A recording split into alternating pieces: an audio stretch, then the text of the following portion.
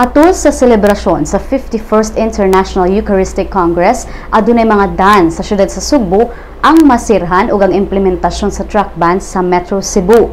Nahuman na ang traffic plan ug security preparations alang sa IEC. Kini ang nahisgutan atol sa IEC coordination meeting sa City Hall kagahapon. Gikan January 25 ngadto sa January 30, sirad-an ang Pope John Avenue sugod alas 5 sa buntag ngadto sa alas 9 ug alas 2 sa hapon ngadto sa alas 6 sa gabii. Kini aron paghatag og higayon sa 120 ka mga bus nga magdala sa mga IEC delegates sud sa IEC Pavilion didto sa Barangay Luz. Ang pagsira sa Osmeña Boulevard gihimo alang sa misa sa Cebu City Sports Center ug sa Kapitolyo. Usa ka Metro Cebu wide truck ban sud sa pila ka oras matag adlaw ang giendorsar usab sa Cebu City Traffic Office.